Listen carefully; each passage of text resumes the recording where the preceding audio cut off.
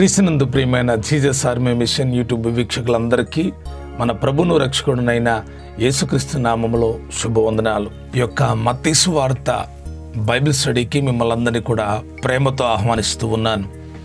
గడిచిన దినాన మనం 1వ అధ్యాయం నుండి 3వ అధ్యాయం వరకు ఉన్నటువంటి విషయాలను క్లుప్తంగా తెలుసుకున్నాం. ఈరోజు మనం 4వ అధ్యాయం, 5వ అధ్యాయం, 6వ అధ్యాయంలో ఉన్నటువంటి విషయాలను మనం నేర్చుకుందాం. ఆసక్తి కలిగి యొక్క బైబిల్ స్టడీని వీక్షించండి, దేవుని యొక్క వాక్యాన్ని నేర్చుకోండి, చదవండి, అలాగే వినండి, ఆధ్యాత్మికంగా బలపడండి.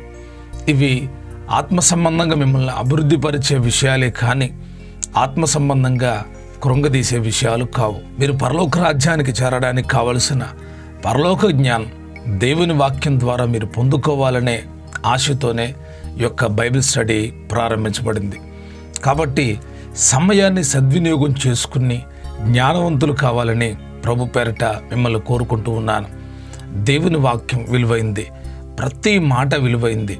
శ్రద్ధగా దేవుని యొక్క వాక్యాన్ని విని దేవుని ఆశీర్వాదాలు పొందుకోవాలని, ఆధ్యాత్మికంగా మీరు బలపరచబడి అనేకులను బలపరచాలని కోరుకుంటూ ఉన్నాను. మత్తయి సువార్త 4వ అధ్యాయం నుండి 6వ అధ్యాయం వరకు ఇప్పుడు మనం నేర్చుకుందాం. మొట్టమొదటిగా చదువుతున్నాను, గమనించండి. ఈ యొక్క మత్తయి సువార్తలో 4వ అధ్యాయంలో 25 వచనాలు ఉన్నాయి. ఈ అధ్యాయంలో 5 భాగాలని గుర్తించడం జరిగింది. మొట్టమొదటిగా 1వ వచనం నుండి 11వ వచనం వరకు అపవాది చేత యేసుక్రీస్తు శోధింపబడుట. 2 12 నుంచి 16 వచనాల వరకు కపెర్నహూములో యేసుక్రీస్తు నివసించడం. 3 17వ వచనం యేసు క్రీస్తును ప్రకటించడం. 18 నుండి 22 వచనాలు శిష్యులను మొదట పిలుచుట. 23 నుండి 25 వరకు సువార్తను ప్రకటించి రోగులను స్వస్థపరచుట. ఈ యొక్క మత్తయి సువార్తలో ఈ అద్భుతమైనటువంటి విషయాలను పరిశుద్ధాత్మ దేవుడు మనందరి కొరకు రాసి ఉంచాడు. ఇప్పుడు వచనం వెంబడి వచనాన్ని చదువుతున్నాను, గమనించండి. మొదటి భాగంలో 1వ వచనం నుండి, అప్పుడు యేసు అపవాది చేత శోధింపబడుటకు ఆత్మ వలన అరణ్యమునకు కొనిపోబడెను. 40 దినములు 40 రాత్రులు ఉపవాసముండిన పిమ్మట ఆయన ఆకలిగొనగా ఆ శోధకుడు ఆయన యొద్దకు వచ్చి, నీవు దేవుని కుమారుడు అయితే ఈ రాళ్లను రొట్టెలగునట్లు ఆజ్ఞాపించుమన్నాను. అందుకు ఆయన, మనుషుడు రొట్టె వల్ల మాత్రము కాదు గాని దేవుని నోట నుండి వచ్చు ప్రతి మాట వలనను జీవించునని వ్రాయబడి ఉన్నదనెను. అంతటా అపవాది పరిశుద్ధ పట్టణమునకు ఆయనను తీసుకొని పోయి దేవాలయ శిఖరమున ఆయనను నిలవబెట్టి, నీవు దేవుని కుమారుడువైతే క్రిందికి దూకుము, ఆయన నిన్ను గూర్చి తన దూతలకు ఆజ్ఞాపించును, నీ పాదం ఎప్పుడైనా రాతికి తగలకుండా వారు నిన్ను చేతులతో ఎత్తుకొందురు అని వ్రాయబడి ఉన్నదని ఆయనతో చెప్పాను. అందుకు యేసు, ప్రభువైన నీ దేవుణ్ణి నీవు శోధింపవలదని మరొక చోట రాయబడి ఉన్నదని చెప్పాను.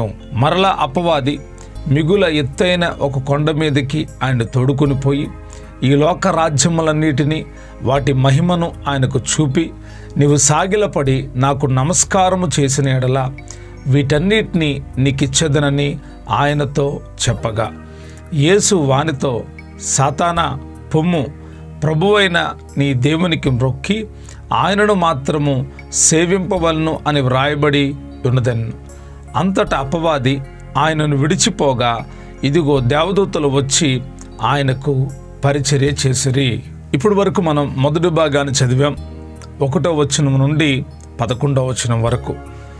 ఈ యొక్క మొదటి వచనాన్ని మనం గమనించినప్పుడు, అప్పుడు యేసు అపవాది చేత శోధింపబడుటకు ఆత్మ వలన అరణ్యమునకు కొనిపోబడెను. పరిశుద్ధాత్మ దేవుడు యేసు ప్రభువారిని అరణ్యానికి తీసుకొని వెళ్ళాడు.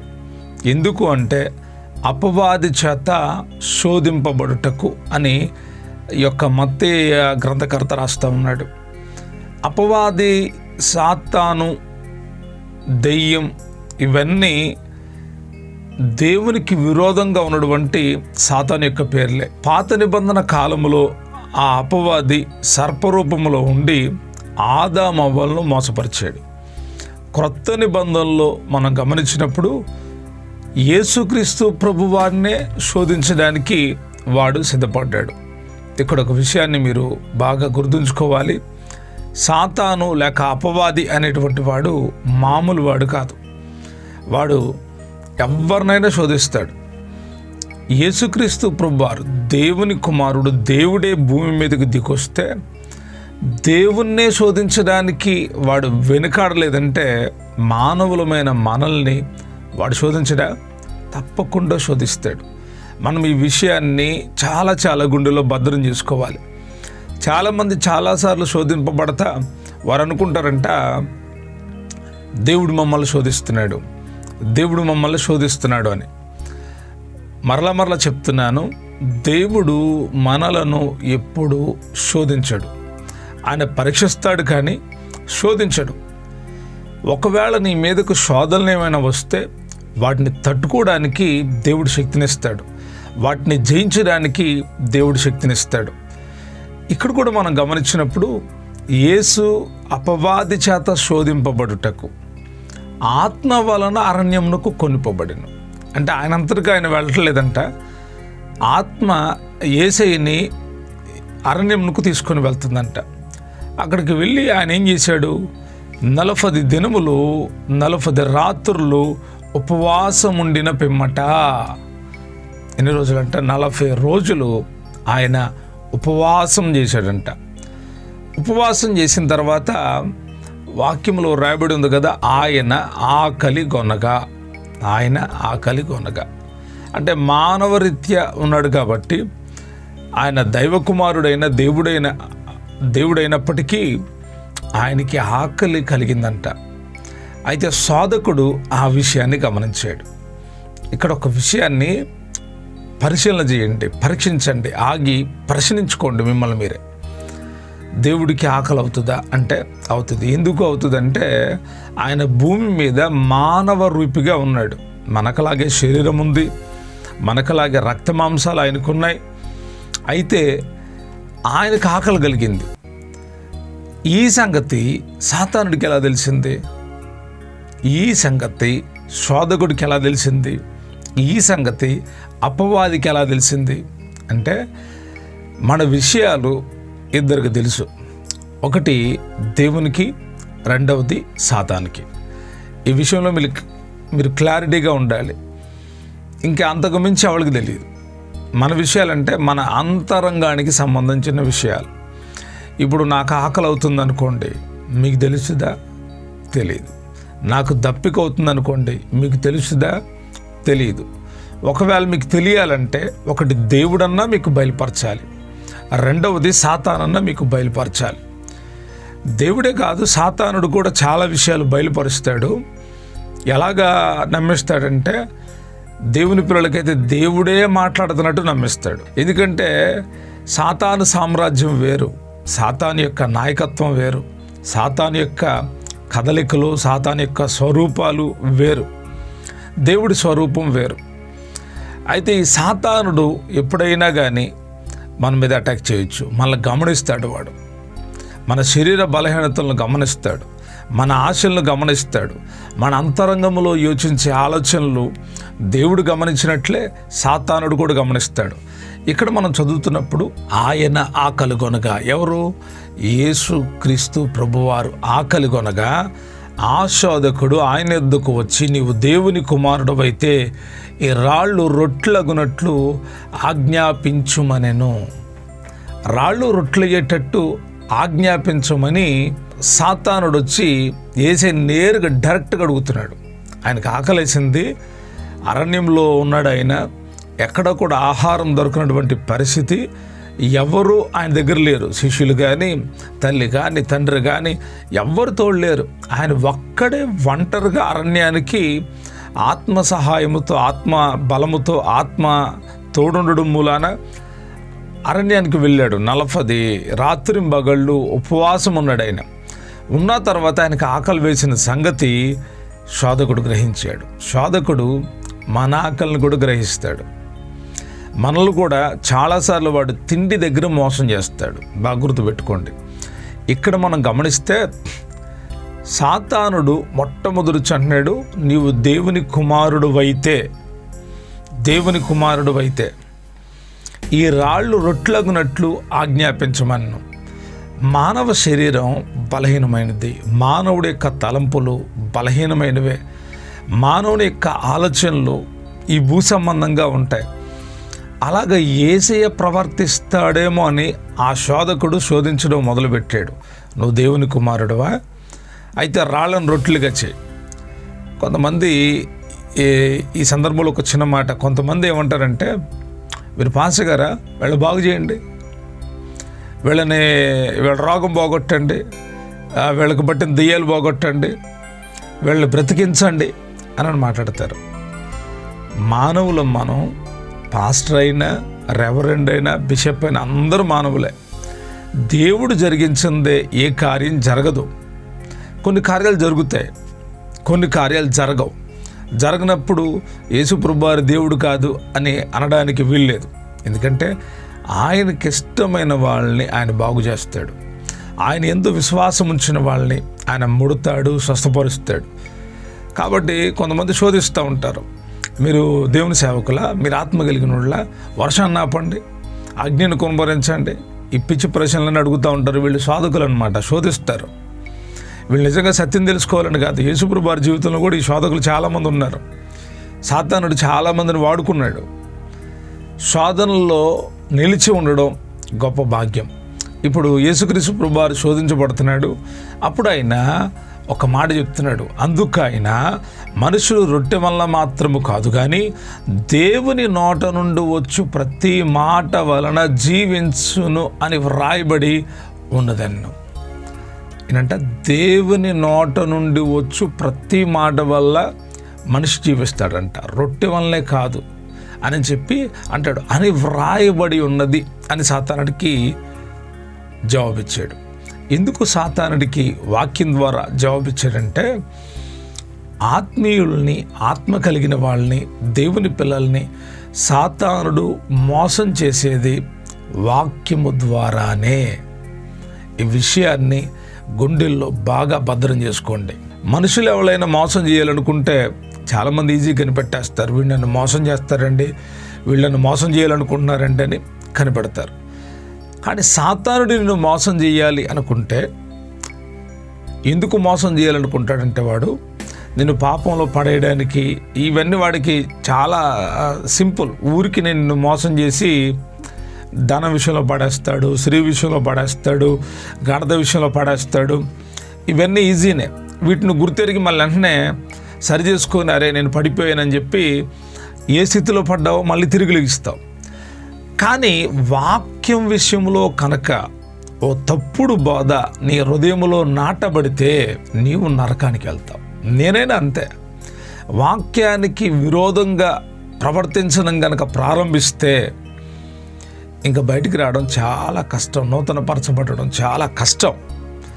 కాబట్టి వాక్య విషయంలో చాలా జాగ్రత్త వహించాలి. సాతానుడు చాలా ఈజీగా శోధిస్తాడు, ఈజీగా మోసం చేస్తాడు. ఇక్కడ అన్నాడు, నువ్వు దేవుని కుమారుడు అయితే అని చెప్తే యేసయ్య వాడికి వాక్యాన్ని చెప్తున్నాడు. ఏం చెప్తున్నాడు? మనుషుడు రొట్టె వల్ల మాత్రము కాదు. సాతానుడు అనుకున్నాడు రొట్టె వల్లనే బ్రతుకుతాడు, నువ్వు ఆకలి కొన్నావుగా రొట్టెలు చేసుకుంటే, ఆయన అంటాడు రొట్టె వలన మాత్రం కాదు, దేవుని నోట నుండి వచ్చు ప్రతి మాట వలన జీవించునని వ్రాయబడి ఉన్నదన్ను. ఎక్కడ రాయబడింది ఈ మాట? ద్వితీయోపదేశకాండం 8వ అధ్యాయం 3వ వచనం. ఆహారం వలనే గాక యెహోవా సెలవిచ్చిన ప్రతి మాట వలన నరులు బ్రతుకుదురని నీకు తెలియజేయటకు ఆయన నిన్ను అణచి నీకు ఆకలి కలుగు చేసి నీవే గాని నీ పితరులే గాని ఎన్నడెరుగని మన్నాతో నిన్ను పోషించాను. ఈ వాక్య భాగంలో ఉన్న మాట ఏంటంటే, ఆహారం వల్లే గాక యెహోవా సెలవిచ్చిన ప్రతి మాట వలన నరులు బ్రతుకుతారు. ఈ యొక్క మత్తయి సువార్త భాగాన్ని నేర్చుకుంటున్న ప్రియ దేవుని బిడ్డలారా, మనము రొట్టె వల్ల మాత్రమే కాదు, ఆహారం వల్ల మాత్రమే కాదు బ్రతికేది. దేవుని నోట నుండి వచ్చు ప్రతి మాట వలన జీవించునని వ్రాయబడి ఉన్నదని. అందుకే మన యొక్క వాక్య ధ్యానంలో ప్రతి మాటను మనం ధ్యానం చేస్తూ ఉన్నాం. యేసయ్య అంటున్నాడు, రొట్టె వల్ల మాత్రం కాదు, దేవుని నోట నుండి వచ్చు ప్రతి మాట వలన. అనగా యేసయ్య పలికిన ప్రతి మాట మనల్ని బ్రతికిస్తుంది, మనల్ని జీవింపచేస్తుంది. ఈ 4వ వచనం. 5వ వచనంలో మరలా సాతానుడు, మరలా శోధకుడు, అపవాది, వాడికి ఒక ఛాన్స్ అయిపోయింది, మళ్ళీ ఎదుగుతున్నాడు. సాతానుడు మళ్ళీ పడగొట్టడానికి ఒకసారి శోధించి వదిలేయడు, మూకముడు దాడి చేస్తాడు. ఆయన ఆల్రెడీ 40 రోజులు ఉపవాసం ఉండి శరీరధారిగా ఉన్నాడు. ఆయన కొంత సొమ్మసిల్లిపోయడం లేదు, కానీ పరిస్థితి వేరుగా ఉంటుంది కదా. ఇప్పుడు మళ్ళా అపవాది వచ్చి అంటాడు కదా, అంతటా అపవాది పరిశుద్ధ పట్టణమునకు ఆయన్ను తీసుకొని పోయి దేవాలయ శిఖరమున ఆయనను నిలవబెట్టి, శోధకుడు మామూలు వాడు కాదు, సాతానుడు మామూలు వాడు కాదు, వాడు నిన్నెక్కడికైనా తీసుకెళ్తాడు. దేవాలయపు శిఖరాన నిలబెట్టాడంట,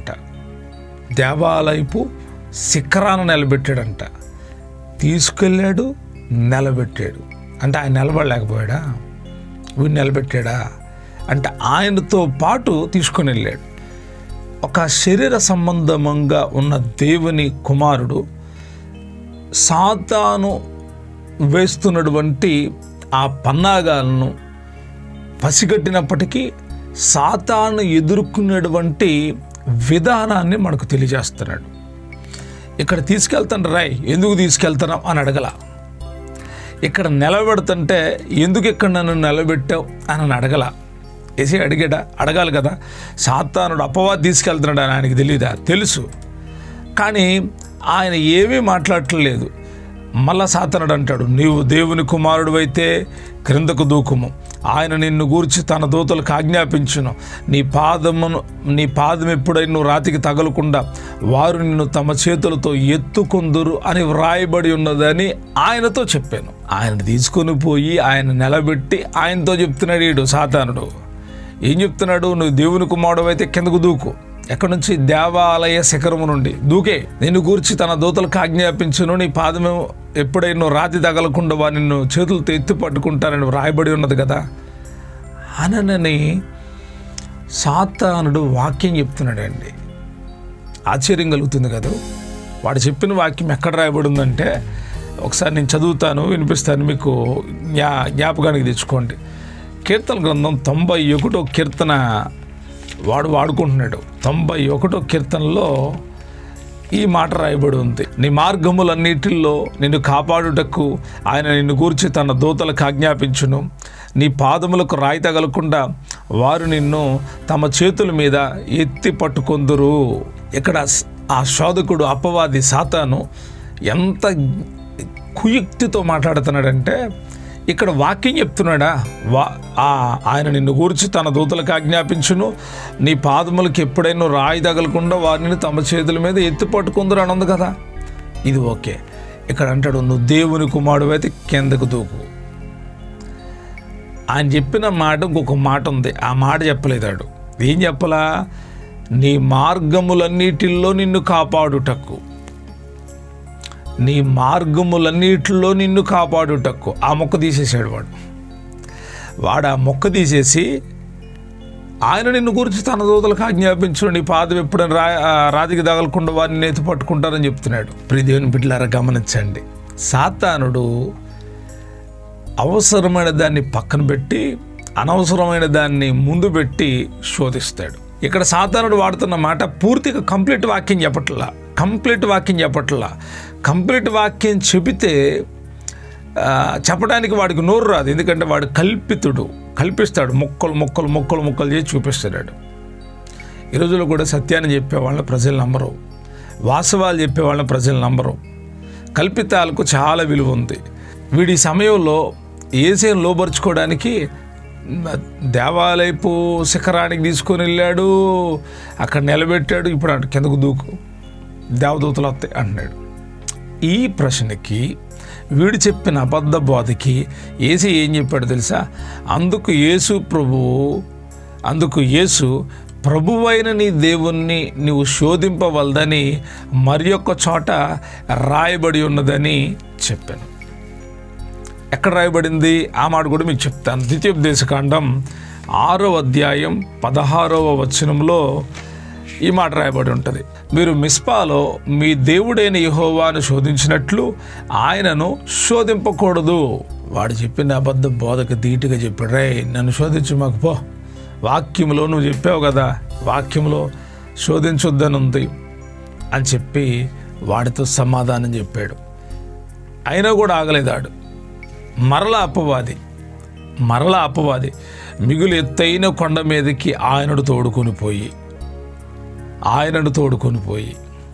ఈ లోక రాజ్యములన్నిటినీ వాటి మహిమను ఆయనకు చూపి, ఇక్కడ కూడా మనం వెనుక చూసినప్పుడు ఆయనను తీసుకొని పోయి ఆయనను నిలబెట్టి, ఇక్కడ ఆయనను తోడుకొని పోయి ఆయనకు చూపి, నీవు సాగిలపడి నాకు నమస్కారం చేసిన ఎడల వీటన్నిటిని నీకు ఇచ్చేదనని ఆయనతో చెప్పగా. సాతానుడు ఎప్పుడు మాట్లాడినా చాలా తెలివిగా మాట్లాడతాడు. వాడు ఏం చూపిస్తున్నాడు తెలుసా? మహిమను చూపిస్తున్నాడు. దేవుని పిల్లలమైన మనకు దేవుడు చూపించిన మహిమ వేరు, సాతానుడు చూపించే మహిమ వేరు. మహిమ 2 రకాలు. సాతానుడు చూపిస్తాడు, అలాగే దేవుడు చూపిస్తాడు. దేవుడు తన మహిమను చూపిస్తే ఆ మహిమ చూడడానికి నీ మనోనేత్రాలు వెలిగించబడాలి. నీవు ఆధ్యాత్మికమైనటువంటి అభివృద్ధిలో ఉంటేనే గ్రహించగలుగుతావు, లేకపోతే ఆ మహిమ నీకు కనపడదు. కానీ సాతానుడు చూపించే మహిమను నువ్వు చూస్తావు. చాలాసార్లు ఈ మహిమే కనపడుతుంది. ఆ మహిమను చూసి మనం వాళ్ళకి సాగిలపడిపోతాం. ఆ మహిమను చూసి వాళ్ళు వెంటబడిపోతాం. ఆ మహిమను చూసి ఇక వీళ్ళే దేవుని యొక్క సేవకులు, వీళ్ళతోనే నడవాలి అనుకుంటాం. చెప్తున్న మాటలు మీకు అర్థం కావాలి. వాడు అనుకుంటున్నాడు ఏదో కూడా చేసి ఇన్ని సాగిలపడేటట్టు చేయాలి అనుకుంటున్నాడు. ఆయన దైవ కుమారుడు, దేవుడు, ఆయనకు అన్నీ తెలుసు. సాగిలపడి నమస్కారం చేస్తే వీటన్నిటిని ఇస్తా. చాలాసార్లు దేవుని పిల్లలకు ఈ సాగిలపడడం అనే సందర్భం ఎదురైనప్పుడు దానియేలు గ్రంథంలో మనం చదివితే, ఇదిగో ఈ ప్రతిమకు సాగిలపడండి, సాగిలపడితే బ్రతుకుతారు, లేకపోతే అగ్నిగుండంలో పడవేయబడతారంటే, మేము సాగిలపడం, దానికి నమస్కారం చేయం, దాని దగ్గరికి రాము మేము. అసలే ఎంత ధైర్యంగా సాక్ష్యం ఎత్తున్నారో. ఇక్కడ కూడా సాతానుడు అంటున్నాడు, నాకు సాగిలపడు. సాతానుడు ఈరోజు కూడా కోరుకునేది ఏంటంటే వాడికి సాగిలపడేటట్టు చేయాలనుకుంటున్నాడు. దేవుని పిల్లలు ఎప్పుడు ఎక్కడ సాతాను సంబంధమైన వారికి సాగిలపడరు. ఆహారం కోసం సాగిలపడరు, ధనం కోసం సాగిలపడరు. సరే పోనీ మహిమను చూపిస్తే ఆ మహిమకు సాగిలపడరు. ఎందుకంటే దేవుని పిల్లలు కూడా తెలుసు, ఇది శాశ్వతంగా ఉండే మహిమ కాదు, ఈ వైభవం అంతా మట్టిలో కలిసిపోయిద్ది. అవునా కాదు చెప్పండి? ఈ వైభవం అంతా అగ్ని కొరకు నిల్వ చేయబడిందని తెలుసు దేవుని పిల్లలకి. కాబట్టి సాతానుడు చూడు ఈ బిల్డింగ్ ఎంత బాగుందో, చూడు ఇది ఎంత బాగుందో, నువ్వు నాకు మొక్కితే ఇది నీకు ఇచ్చేస్తా అని అంటే దేవుని పిల్లలు లొంగరు. ఎందుకంటే నా యేసే లొంగల. అప్పుడు యేసు ప్రభువు వారు ఏమన్నాడు తెలుసా? యేసు వానితో, సాతానా పొమ్ము, ప్రభువైన నీ దేవునికి మొక్కి ఆయనను మాత్రమే సేవింపవాలని వ్రాయబడి ఉన్నదని చెప్పాను. మరలా వాడికి వాక్యాన్ని గుర్తు చేశాడు. రైట్ పో, వాక్యములు ఈ విధంగా రాయబడి ఉంది, ప్రభువైన నీ దేవునికి మొక్కి ఆయనను మాత్రమే సేవింపవాలని వ్రాయబడి ఉన్నదన్ను అని ఎప్పుడైతే యేసే మాట్లాడాడో అంతటా అపవాది ఆయనను విడిచిపోగా, సాతానుడు కూడా విడిచిపెట్టి పోవాలి. అప్పుడప్పుడు శోధకులు వస్తారు, మళ్ళీ శోధిస్తారు. వాళ్ళు విడిచిపెట్టి పోవాలంటే మనం ఉపయోగించాల్సిన మాటలు ఏంటి అంటే మన సొంత మాటలు కాదు, దేవుని వాక్యాన్ని మనం ఉపయోగిస్తే సాతానుడు మనల్ని విడిచిపోతాడు. ఆమేన్. అలా జరుగునుగాక. మీరు ఈ వాక్యాన్ని నేర్చుకొని, ఈ వాక్యాన్ని గుండెల్లో భద్రం చేసుకొని, సాతానుడు మిమ్మల్ని శోధించినప్పుడల్లా మీరు వాక్యాన్ని వాడికి చెబితే వాడు మీతో ఉండడు, మిమ్మల్ని విడిచిపెట్టి వెళ్ళిపోతాడు. వాక్యం ఎప్పుడైనా గుండెలో గుచ్చుకున్నప్పుడు దేవుని పేరులో పశ్చాత్తాపపడి మారు మనసు పొందుతారు. మరి వాక్యం కఠినంగా గద్దిస్తే విడిచిపెట్టేవాళ్ళు వాళ్ళెవళ్ళ ఏంటిదిగో అపవాది సంబంధులు. అపవాది సంబంధులు మాత్రమే వాక్యానికి విరోధంగా ప్రవర్తిస్తారు, వాక్యానికి వ్యతిరేకంగా తయారవుతారు. వాక్యాన్ని వినరు వాళ్ళు. దేవుని పిల్లలైతే, యేసుప్రభువు వారి బిడ్డలైతే వాక్యానికి లోబడతారు. వాక్యం వారిని గద్దిస్తే వారు ఆయనలో నిలిచి ఉంటారు. తాము పరీక్షించుకొని శుద్ధి చేసుకొని ఆయనలో నిలబడతారు. ఎవరు అపవాది సంబంధులంటే వాక్యాన్ని బోధించినప్పుడు విని ఆ వాక్యంలో ఉండకుండా, ఆ వాక్యానుసారంగా జీవించకుండా వాక్యాన్ని విడిచిపెట్టి పోయేవాళ్ళు. ఇక్కడ మనం గమనించినప్పుడు అపవాది ఆయన విడిచిపోగా అప్పుడు ఎవరు వచ్చారంటే ఇదిగో దేవదూతలు వచ్చి ఆయనకు పరిచర్య చేశారు. ఎక్కడున్నారు దేవదూతలు? పరలోకములో ఉన్న దేవదూతలు భూమి మీదకు వచ్చిన సందర్భాలు పాత నిబంధన గ్రంథంలో మనం చూస్తాం. క్రొత్త నిబంధన గ్రంథంలో కూడా గత వాక్య భాగాలు మనం నేర్చుకున్నప్పుడు మరియ దగ్గరికి దేవుని దూత వచ్చింది. అలాగనే యేసేపు దగ్గరికి దేవుని దూత వచ్చింది. తర్వాత జ్ఞానుల దగ్గరికి దేవుని దూత వచ్చింది. ఇప్పుడు మనం చదివితే ఇక్కడ యేసుక్రీస్తు ప్రభు వారికి పరిచర్య చేయడానికి ఇదిగో దేవదూతలు వచ్చి ఆయనకు పరిచర్య చేసిరి. క్రొత్త నిబంధనలో విశేషమైనటువంటి కార్యాలు ఉన్నాయి. మన భక్తి ఎప్పుడైతే అభివృద్ధి చెందుద్దో కొర్నేలి వలె మనము కూడా దేవదూతలను చూడగలుగుతాం. మనకు పరిచర్య చేయడానికి దేవుడు దేవదూతలను ఉంచాడు. మనం నమ్మాలి. ఇదిగో దూతలు వచ్చి ఆయనకు పరిచర్య చేసిరి.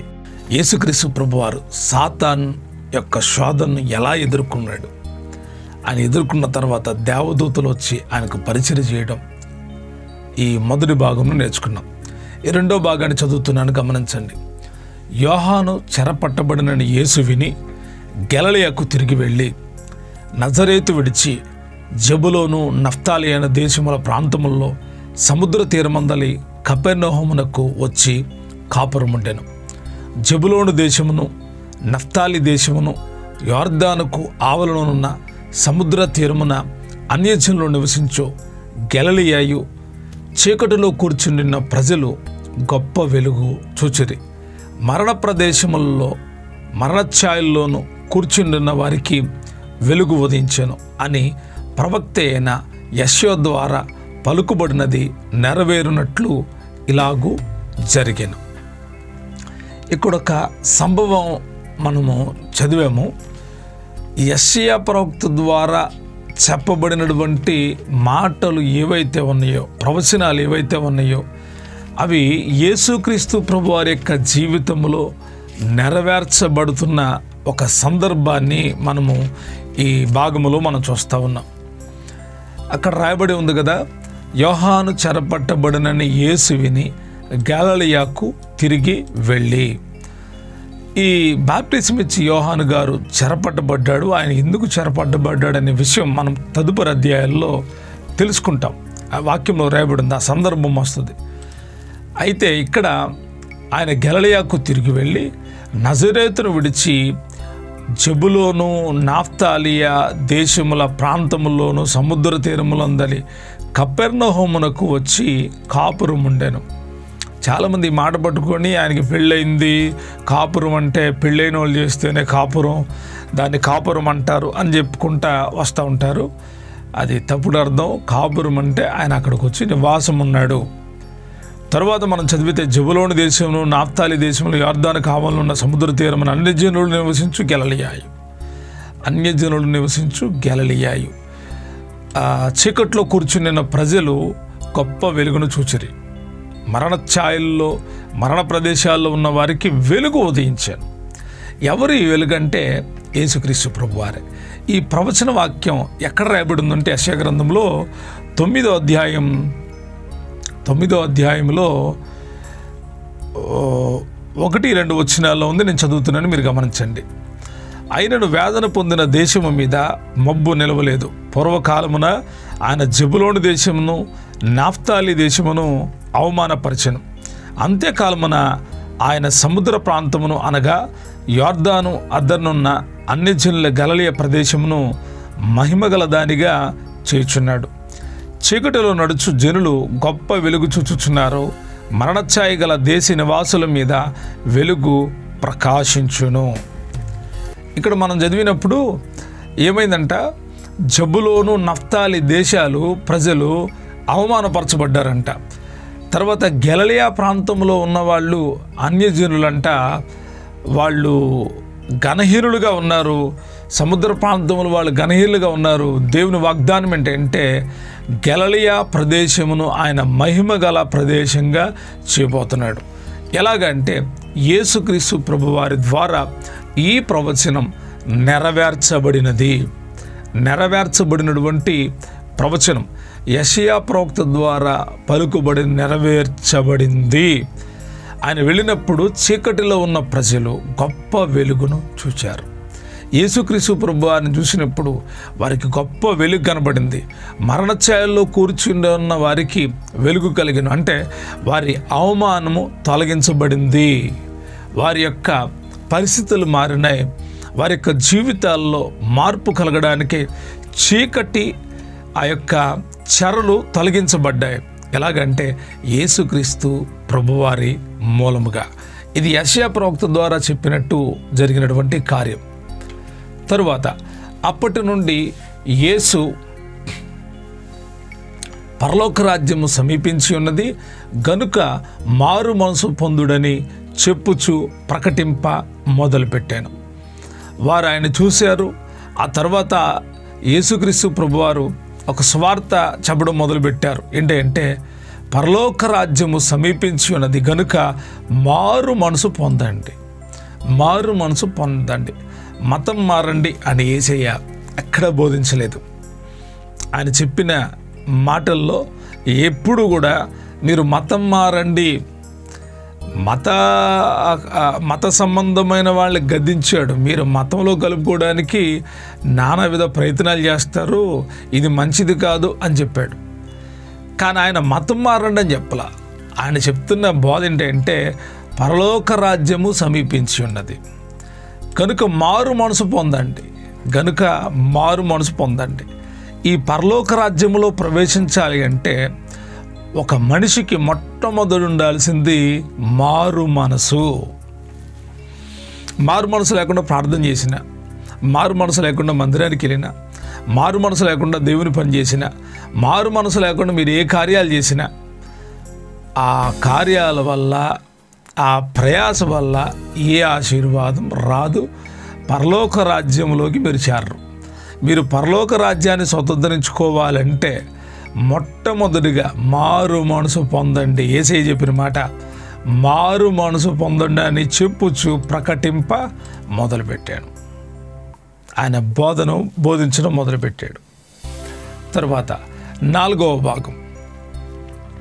యేసు గలిలయ సముద్ర తీరమున నడుచుచుండగా పేతురు అనబడిన సీమోన్ను అతని సహోదరుడైన ఆంద్రియ అను 2 సహోదరులు సముద్రములో వల వేయుట చూచెను.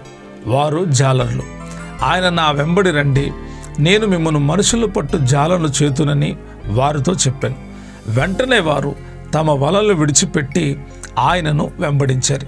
ఆయన అక్కడి నుండి వెళ్ళి జబదయి కుమారుడైన యాకోబు, అతని సహోదరుడైన యోహాను, మరి 2 సహోదరులు తమ తండ్రి అయిన జబదయి యొద్ద దోణిలో తమ వలను బాగు చేసుకొని చుండగా చూచి వారిని పిలిచెను. వెంటనే వారు తమ దోణిను తమ తండ్రిని విడిచిపెట్టి ఆయనను వెంబడించిరి. ఈ 4వ భాగంలో చాలా చాలా ఇంపార్టెంట్ అయినటువంటి విషయాలు. యేసుక్రీస్తు ప్రభువారు మొట్టమొదటిగా శిష్యుల్ని ఏర్పాటు చేసుకున్నటువంటి సందర్భం గలిలయ సముద్ర తీరమున. గలిలయ సముద్ర తీరమున నడుచుచుండగా, ఈ ప్రాంతంలో అన్యజనులు ఎక్కువ ఉండేవాళ్ళు. అక్కడ పేతురు అనబడిన సీమోను అతని సహోదరుడైన ఆంద్రియ వల వేయుట చూచెను. ఈ మధ్యలో చరిత్ర మత్తయి గారు రాయలేదు, కానీ లూకా సువార్తలో చక్కటి వ్యాఖ్యానం ఉంది. ఆయన ఎలా పేతురుతో మొట్టమొదట మాట్లాడాడు, పేతురు యొక్క పరిస్థితి ఎలాగుంది, అప్పుడు ఆయన మాట్లాడినప్పుడు పేతురు ఎలాగా ఆయన ఎదుట సాగిలపడి నేను పాపాత్మునని ఒప్పుకున్నాడు అనేటువంటి సందర్భం లూకా సువార్తలో మనం చదవచ్చు. అది మనం రాబోయే వచనాలు ధ్యానం చేసినప్పుడల్లా మీకు గుర్తు చేస్తా. అంటే మత్తయి సువార్త జరిగిన తర్వాత మార్కు సువార్త చెప్పేటప్పుడు మత్తయి సువార్తలో మరలా ఆ ప్రస్తావన ఎక్కడొచ్చింది అనేది మీకు గుర్తు చేస్తా. ఈ సందర్భంలో మనం గమనించినప్పుడు ఆయన అన్నాడంట, నా వెంబడి రండి, నేను మిమ్మల్ని మనుషులు పట్టు జాలలు చేస్తున్నానని చెప్పాను. వెంటనే వారు తమ వలలు విడిచిపెట్టి ఆయనను వెంబడించిరి. ఈ భాగమంతా మనం గమనిస్తే ఈ భాగమంతట్లో కూడా యేసయ్య తన సేవకు, తన పనికి, తనతో ఉండడానికి శిష్యుల్ని అనగా పేతుర్ని, తర్వాత జబదే కుమారుడైన యాకోబు, యోహాన్ని పిలిస్తే వారు తమ దోణెలను విడిచిపెట్టి ఆయనను వెంబడించిరి. దోణెలు విడిచిపెట్టి వెంబడించేశారంటండి. ఈ సందర్భంలో మీకు గుర్తు చేస్తాను, స్టోరీ చెప్పేస్తాను, మీకు క్లుప్తంగా అర్థం కావాలి మీకు. అంటే ఏ పరిస్థితులు గుండా వాళ్ళు దేవుని వెంబడించారు మీకు తెలియకపోతే, ఏదో అక్షరార్థంగా వాళ్ళు వెంబడించారు అని అనుకుంటే చాలా ఈజీగా వినేసినట్టు అయిపోద్ది. కానీ పేతురు ఆ రోజు ఏమీ చేపలు పడలేదంట, దుఃఖంతో ఉన్నాడు. వల కడుక్కుంటుంటే యేసయ్య పేతురు ధోనికి వెళ్ళి, నీ ధోని మీద కొంతసేపు కూర్చుంటానని చెప్పి కూర్చొని ఆయన దగ్గరికి చాలామంది వస్తే వాక్యాన్ని బోధించాడు. పేతురు వల కడుకుంటున్నాడు. వల కడుకుంటున్నప్పుడు వాళ్ళకి బోధ చేసిన తర్వాత యేసయ్య అన్నాడు, నీ ధోని కొంచెం లోతుకు నడుపు అని చెప్పినప్పుడు నడిపించిన తర్వాత అంటాడు, వలబేయి అంటే అప్పుడు పేతురు అంటాడు, ఏలినవాడ, రాత్రంతా మేము ప్రయాసపడ్డాం, మాకే చేపలు దొరకలేదు, అయినా నీ మాట ప్రకారం వల వేస్తాము అని చెప్పి ఆయన మాట ప్రకారం వల వేస్తాడు. అప్పుడు విస్తారమైన చేపలు, ఈ జబదే కుమారుడైనటువంటి యాకోబు, యోహాన్ల యొక్క దోణిల నుండి కూడా చేపలు నింపబడ్డాయి. పేతురు యొక్క దోణి నుండి చేపలు నింపబడ్డాయి. ఇక్కడ ఒక మాట చెప్తాను, యేసయ్య ఎక్కడుంటే అక్కడ ఆశీర్వాదమే, యేసయ్య ఎక్కడుంటే అక్కడ దరిద్రం పోతుంది, యేసయ్య ఎక్కడుంటే అక్కడ సమృద్ధి ఉంటుంది, యేసయ్య ఎక్కడుంటే అక్కడ దీవెన కలుగుతుంది. వీళ్ళు నిరాశలో ఉన్నారు, వాళ్ళు కూడా తమ వలలు బాగు చేసుకుంటున్నారు, వాస్తవానికి వాళ్ళు కూడా నిరాశలో ఉన్నారు. ఎప్పుడైతే యేసయ్య మాట పేతురు విన్నాడో వారి దోణులు కూడా నింపబడ్డాయి, వారి సహోదరులు దోణులు నింపబడ్డాయి. విస్తారమైన చేపలు వాళ్ళ కళ్ళెదుటుంటే యేసయ్య అంటాడు, నా వెంబడి రండి, నేను మిమ్మల్ని మనుషులను పట్టు జాలను చేస్తాను అని చెప్తే వాళ్ళు వెంటనే, ఈ మాట నాకు చాలా ఇష్టమైంది, ఈ మాట వెంటనే ప్రియమైన బిడ్డలారా, దేవుని ఆశీర్వాదాలు మనకు రావాలంటే మనం వెంటనే స్పందించాలి. దేవుడు పిలిచాడు అనుకోండి, ఏం చేయాలి? పలకాలి. మనుషులు పిలిస్తే పలకడం వేరు, దేవుడు పిలిస్తే పలకడం వేరు. మనుషులు పిలిచినప్పుడు పలుకుతారు చాలామంది, దేవుడు పిలిచినప్పుడు వింటున్నారా? వెంటనే లోబడుతున్నారా? నేను చాలాసార్లు లోబడక చాలా ఆశీర్వాదాలను పోగొట్టుకున్నా. మనుషుల కోసం దేవుడి మాట వినకుండా, అంటే మనుషుల మీద ప్రేమతో దేవుని మాట వినక చాలా ఆశీర్వాదాలను నేను పోగొట్టుకున్నా. ప్రభుపేట చెప్తున్నాను, మీతో దేవుడు మాట్లాడితే వెంటనే రెస్పాండ్ అవ్వండి. చాలాసార్లు అనవసరమైన వాటికి బాగా రెస్పాండ్ అవుతారు. కొన్నిసార్లు కొంతమందికి ఫోన్ చేస్తే రెస్పాండ్ అవ్వరు. అదే డబ్బులు ఇచ్చేవాడు ఫోన్ చేస్తే ఏం చేస్తారు చెప్పండి? లోన్లు ఇచ్చేవాడు ఫోన్ చేస్తే, అప్పిచ్చేవాడు ఫోన్ చేస్తే, బంధువులు ఫోన్ చేస్తే బాగా రెస్పాండ్ అవుతారు. కానీ దేవుని సేవకులు ఫోన్ చేస్తే రెస్పాండ్ అవ్వరు చాలామంది. అంటే దేవుని మాట వాళ్ళకి అర్థం కాదు. ఎందుకు దేవుడు నన్ను ఏమైనా పని కోసం పిలుస్తున్నాడేమో, దేవుడు దేనికోసం నన్ను పిలుస్తున్నాడో అనే ఆలోచన రాదు. నేనంటాను, వెంటనే స్పందించే వాళ్ళని దేవుడు దీవిస్తాడు. ఆలస్యం చేయకూడదు. వెంటనే స్పందిస్తే దేవుడు ఆశీర్వదిస్తాడు. ఓ దైవజనుడు పిలిచిన, ఓ దైవజనుడికి లోబడి ఉన్నారంటే గుర్తుంటే అంటే అతడు పిలిచిన వెంటనే పలకడం. దేవునికి లోబడి ఉన్నామంటే అర్థం ఏంటంటే పిలిచిన వెంటనే పలకడం, అలాగే చేయడం. వీళ్ళు వెంటనే రండి అని పిలిస్తే తమ వాళ్ళను విడిచిపెట్టి, తమ దోనెను, తమ తండ్రిని విడిచిపెట్టి, అంటే ఒక విధంగా చెప్పాలంటే వాళ్ళ వృత్తంతటిని విడిచిపెట్టి వారు యేసేను వెంబడించారు. యేసే పిలుపుకు లోబడ్డారు. వెంటనే స్పందిస్తే దేవుడు నీ కుటుంబం మీద కీడు రాకుండా కాపాడతాడు. వెంటనే స్పందిస్తే పరిస్థితులు చేజారిపోవు. వెంటనే స్పందిస్తే దేవుని కృప నీ మీదకు వస్తుంది. వెంటనే నిర్ణయం తీసుకుంటే దేవుడు నిన్ను దీవిస్తాడు. వెంటనే ఆయన చెప్పినట్టుగా చేస్తే దేవుడు నిన్ను పోషిస్తాడు. వెంటనే ఆయన చెప్పినట్టుగా నువ్వు చేస్తే నీకు ఆశీర్వాదం కలుగుతుంది. ఇక్కడ మనం చదివితే వెంటనే అనే మాట 2 తడవలు చదువుతున్నాం మనం. పేతురు వెంటనే, ఆంద్రియ అనే 2 సహోదరులు వెంటనే.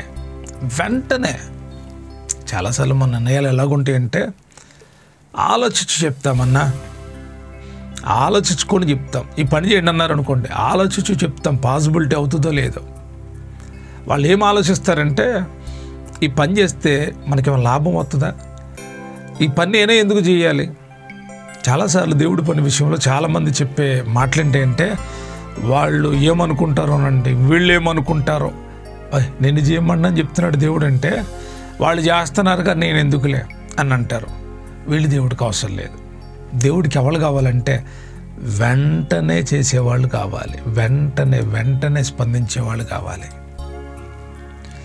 సమయాలు అని పిలిస్తే వెంటనే దైవజనుడు ఏంటి పిలిచాడు అని రెస్పాండ్ అవుతున్నాడు.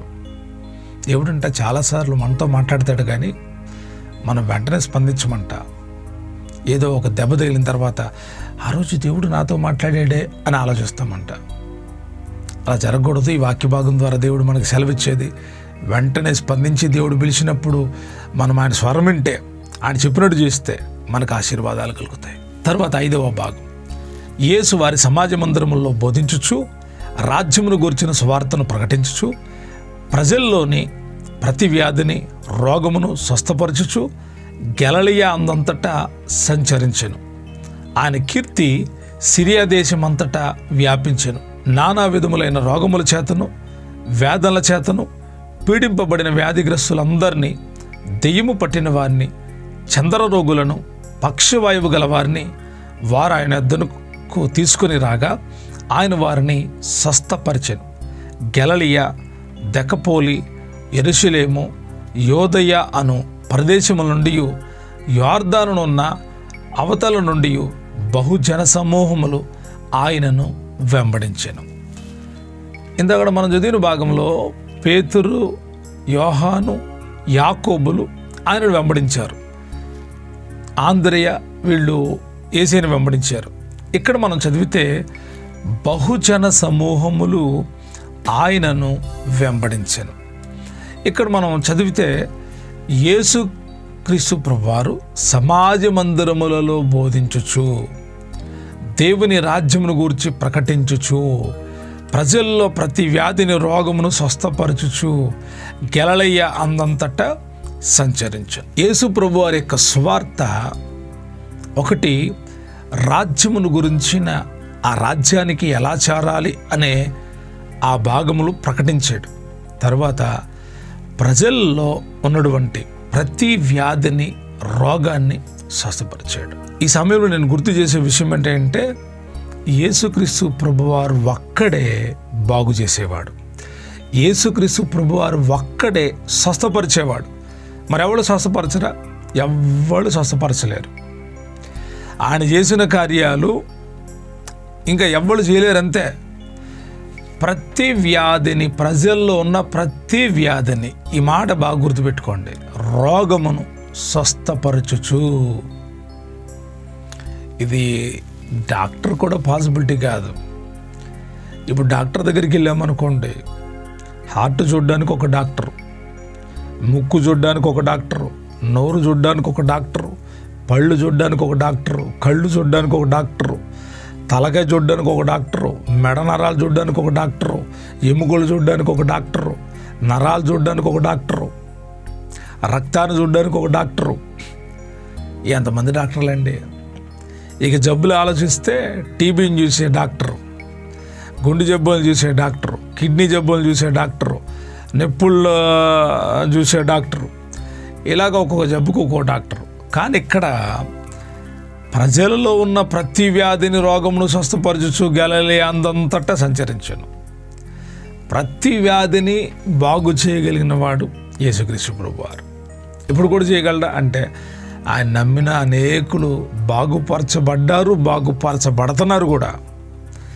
ఆయన చేయగలడు, ఆయన చేయగలడు, ఆయన చేయగలడు. కాబట్టి ఆయన కీర్తి దేశమంతటా వ్యాపించిందంట. ఎక్కువ మంది ఎవరొచ్చారంటే, నానావిధ రోగముల చేతను వ్యాధుల చేతను పీడింపబడిన వాళ్ళందరినూ అని, దెయ్యము పట్టిన వారిని, చంద్రరోగులను, పక్షవాయు గలవారిని ఆయన దగ్గర తీసుకురాగా ఆయన వారిని స్వస్థపరిచను. దీంట్లో రోగాల్ని స్వస్థపరచడమే కాదు, దెయ్యం పట్టిన వారికి కూడా విడుదల. ఇక్కడ మనం గమనిస్తే చంద్రరోగం, పక్షవాయు గల రోగాలు ఇవన్నీ. కాబట్టి ఈ ఈ ఈ వార్త దేశమందంతటా తెలియజేయబడితే బహుజన సమూహములను ఆయనను వెంబడిస్తూ వచ్చారు. ప్రియమైన బిడ్డలారా, ఈ యొక్క 5వ భాగంలో యేసుక్రీస్తు ప్రభువారు స్వస్థత కార్యాలు జరిగేయడం, తర్వాత సువార్తను ప్రకటించడం, దెయ్యాలను వెళ్ళగొట్టడం, ఆయన కీర్తి ప్రజ్వరిల్లడం, అనేకులను ఆయన వెంబడించడం. 4వ భాగంలో ఆయన శిష్యుల్ని ఆయన ఏర్పాటు చేసుకోవడం, పిలుపుకు వాళ్ళు లోబడి వెంటనే స్పందించడం. ఈ యొక్క భాగములో 5వ భాగంలో 4వ భాగంలో ఈ విషయాలు మనం నేర్చుకుంటున్నాం. తదుపరి 5వ అధ్యాయాన్ని ప్రారంభిద్దాం. ఇప్పటి వరకు 4 అధ్యాయాలు మనం నేర్చుకున్నాం. ఇప్పుడు మనం 5వ అధ్యాయాన్ని నేర్చుకుందాం. 5వ అధ్యాయంలో 48 వచనాలు ఉన్నాయి. 7 భాగాలుగా మనం రాయడం జరిగింది. మొదటి భాగంలో 1వ అధ్యాయం 12 యేసుక్రీస్తు కొండ మీద ప్రసంగం, ధన్యతల గురించి. 2వ భాగం ఉప్పు గురించి, మరి దీపం గురించి. 3వ భాగం 16 నుంచి 20 వచనాలు పాత నిబంధన ధర్మశాస్త్రము, కొత్త నిబంధన ధర్మశాస్త్రము. 21వ వచనం నుండి 26 వరకు నరహత్య, కోపమును గూర్చి.